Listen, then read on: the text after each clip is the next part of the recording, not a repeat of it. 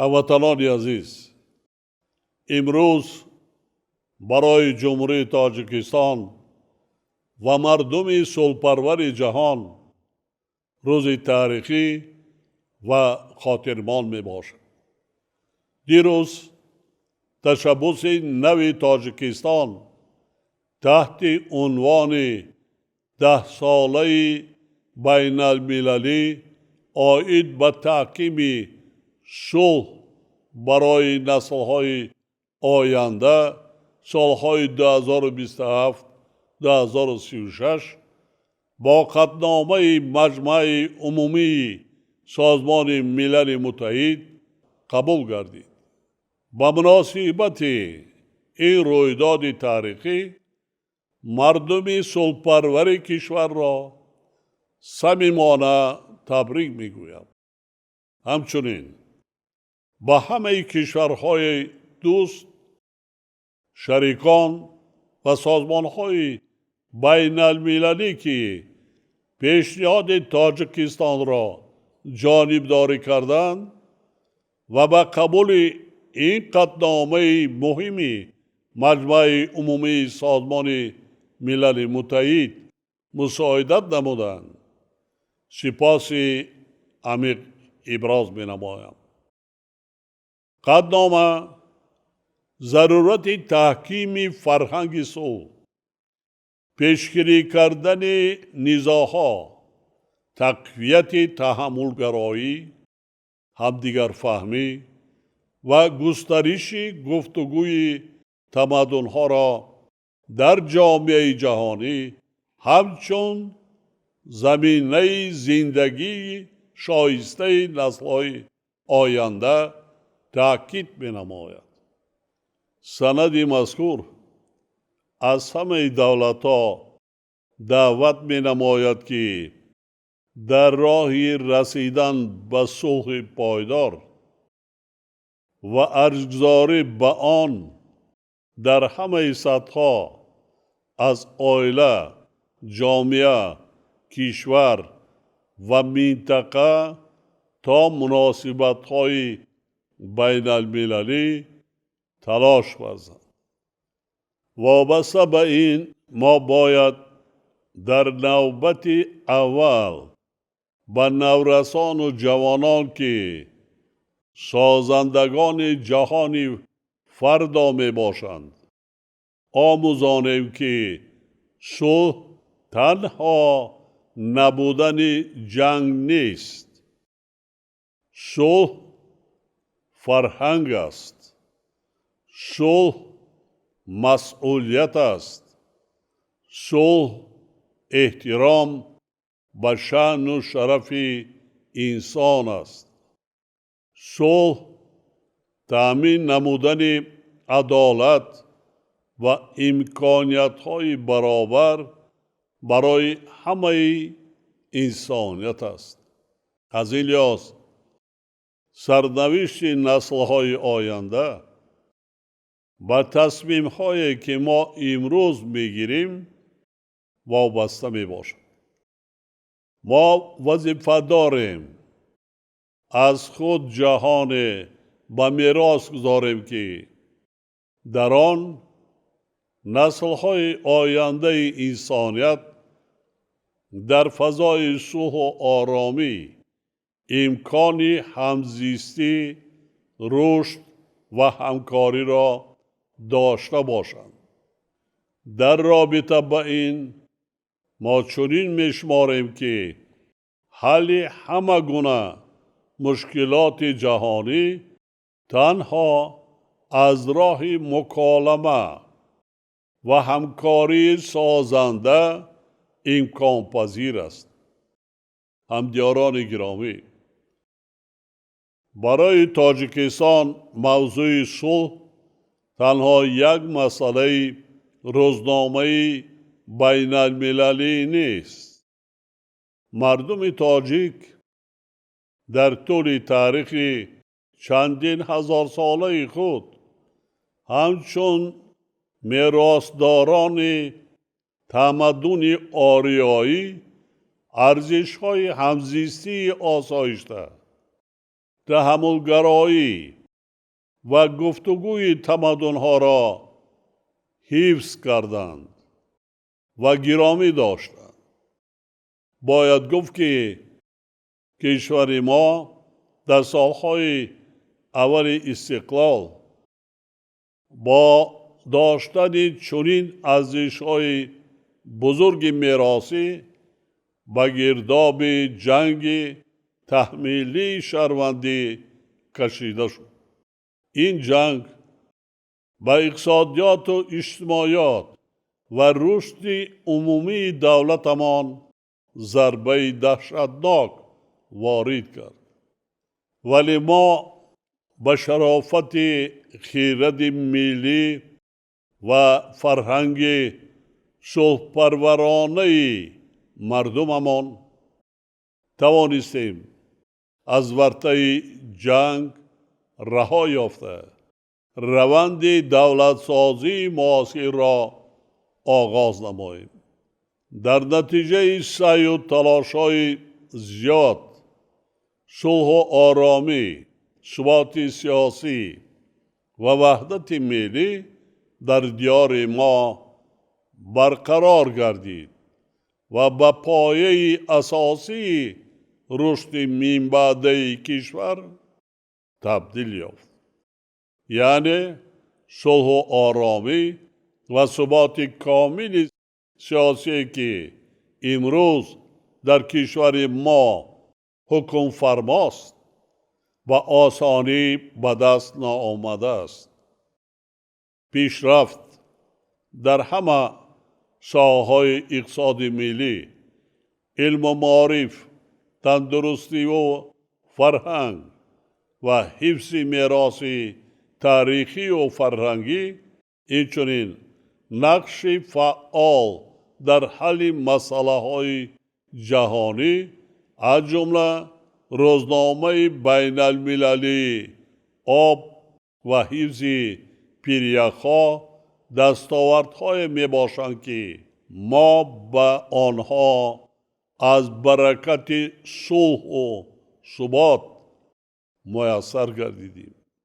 قابل ذکر است که سرچشمه پیشروی و تشبس‌های ما ارزش‌ها و عنعنه‌های دیرینه همزیستی آسایشته می باشد که در جامعه تاجیکان از زمانهای خیلی قدیم تشکل یافتند.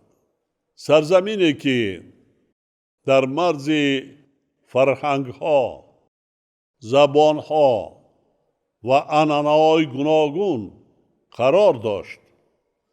در طول زمان با چهارراه‌های همزیستی و همکاری، تحملگرایی و ارزش‌گذاری به زبان و فرهنگ و عرف و عادت‌های همدیگر تبدیل یافت.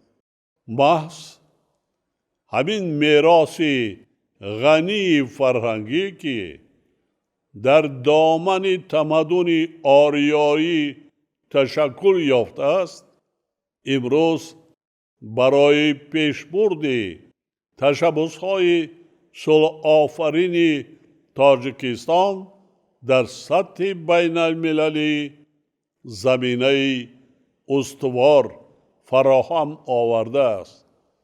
در این زمینه با ابتکار تاجیکستان و دستگیری کشورهای همفکر سال گذشته در کنفرانس جنرالی یونسکو قطعنامه استوانه کروش، اعلامیه ابتدایی حقوق بشر و گوناگون رنگی فرهنگی قبول گردید که از ریشه های عمیق تاریخی ارزش‌های صلح و همدیگر فهمی در تمدن باستانی اجداد ما گواهی می‌دهد. مسلم است که تاجیکان همچون ملت فرهنگی و دیگر مردمان فارسی زبان در رشد علم و معرفت و تمدن جهانی سهم سزاوار گذاشتند. زمینه‌گذاران این گنجینه نهایت ارزشمند عالمان و فیلسوفان، شاعران و نویسندگان و متفکران بودند که میراث نادر و کم نظیر آنها از وسیله های پیشبرنده علم و فرهنگ انسانیت محسوب بیابد. همدیاران گرامی، در این لحظه های خاطرمان ما و شما همچنین در عرفه باز یک جشن دیگر، روز وحدت ملی که یکی از بزرگترین دستاوردهای ملت تاجیک در دوران استقلال دولتی می باشد قرار داریم. کل مردم شریف تاجیکستان و هموطنان برون مرزیمان را با افتخار این جشن نیز صمیمانه تبریک میگویم. امسال روز وحدت ملی که رمز پیروزی، صلح و آرامی، ثبات سیاسی و کفالت رشد بی‌سابقه کشورمان می باشد، در دوره آمادگی به جشن بزرگ و مقدس 35 سالگی استقلال دولتی برگزار می گردد. روز وحدت ملی در تاریخ نوین دولتداری تاجیکان صحنه واقعاً سرنوشت سازی به هم آیی و سرجمی ملت تاجیک و رسیدن به صلح و ثبات پایدار می باشد. ما مردم تاجیکستان ارزش بی‌بهای نعمت صلح و ثبات و وحدت و همدیگر فهمی را زمان درک کردیم که مخالفت‌های شدید سیاسی و جنگ تحمیلی شهروندی را از سر گذرانیدیم. بنابراین مردم ما دهشت و فاجعه های جنگ تحمیلی شهروندی ابتدای سالهای 90 عصر گذشته را هرگز فراموش نمی کنند. لازم به یادآوری است که خشت اول بنای صلح و وحدت ملی ما هنوز در اجلاس 16 تاریخی و تقدیرساز شورای عالی کشور گذاشته شده بود. محض به شرافت صلح و آرامی، ثبات سیاسی و وحدت ملی در کشورمان زمینه با اعتماد حفظ استقلال دولتی و تمامیت ارضی تاجیکستان تازه استقلال گذاشته شد.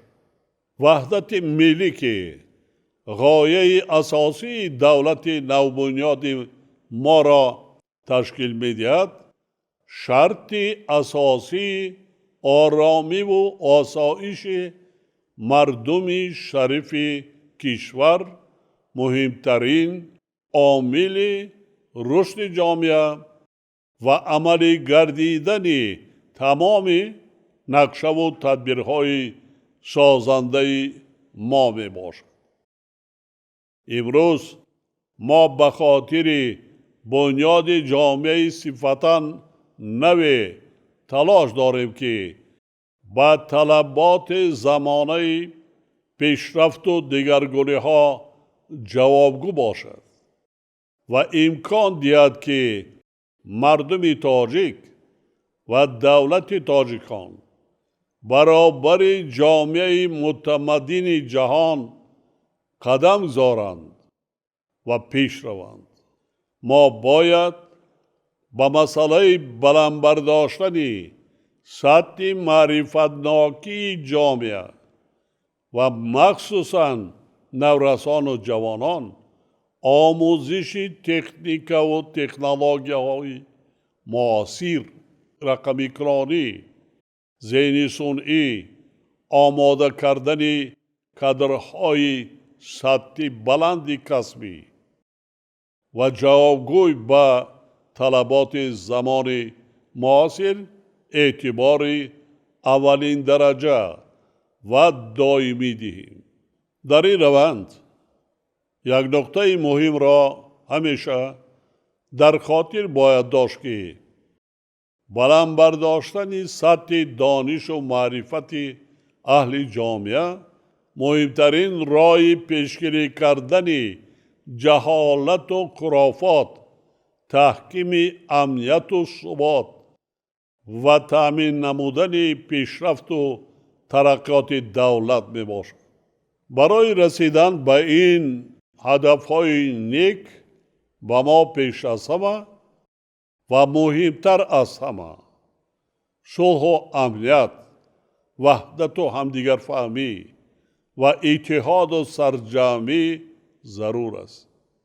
در رابطه با این تأکید می کنم که خصوصاً در شرایط پر اختلاف و زود تغییر یابنده جهانی معاصر صلح و ثبات و همدیگر فهمی و همبستگی ملی اهمیت فوق‌العاده مهم دارد. قطعنامه مجمع عمومی سازمان ملل متحد تحت عنوان 10 ساله بین المللی آید به تحکیم صلح برای نسل‌های آینده سالهای 2027 2036 ما را وادار می سازد که به آینده با مسئولیت بیشتر نظر کنیم. وظیفه ما از آن عبارت است که ارزش‌های صلح، تحملگرایی، فرهنگ مکالمه و احترام به گوناگون رنگی را به نسل‌های جوان میراث گذاریم. تنها در همین صورت ما می توانیم جامعه بنیاد نماییم که در آن صلح و ثبات کامل، امنیت و نیک احوالی انسان برای سالهای زیاد تأمین گردد. ما نیت داریم که سال آینده در عرفه 30 سالگی روز وحدت ملی با مقصد آغاز بخشیدن به 10 ساله بین المللی آید به تحکیم صلح برای نسل‌های آینده سالهای 2027 2036 در همکاری با سازمان ملل متحد و کشورهای شریک در شهر دوشنبه کنفرانس بین المللی سطح بلند را برگزار نماییم. با اطمینان کامل ابراز می دارم که مردم شریف تاجیکستان من بعد نیز به قدر و منزلت صلح و ثبات و وحدت ملی می رسند و برای حفظ این نعمت بی‌بها که عملی گردیدن نیت و آرزوهای نیک هر یک فرد جامعه از آن وابسته می باشد باز هم بیشتر تلاش می کنند. با امید آینده آباد و آسوده تاجیکستان عزیز همه شما همدیاران گرامی و هموطنان برون مرزیمان را بار دیگر با افتخار قبول قطعنامه مجمع عمومی سازمان ملل متحد 10 ساله بین المللی آید به تحکیم صلح برای نسل‌های آینده سالهای 2027 2036 و جشن فرخنده روز وحدت ملی صمیمانه تبریک گفته و هر یک شما سلامتی و سعادت و روزگار آباد و آسوده آرزو می نمایم. بگذار این قدنامه همچون سند مهم بین المللی به تحکیم دوستی و همکاری بین خلقها، گسترش فرهنگ صلح و بنیاد جهان امن و آسوده برای نسل‌های امروز و آینده مساعدت نماید. بگذار صلح و آرامی در جهان همیشه پایدار باشد و آینده بشریت بر پایه عدالت، همدیگر فهمی و همکاری استوار گردد. استقبال جامعه جهانی از تشبث صلحجویانه دولت صاحب استقلال تاجیکان و روز وحدت ملی مبارک باشد. هموطنان عزیز،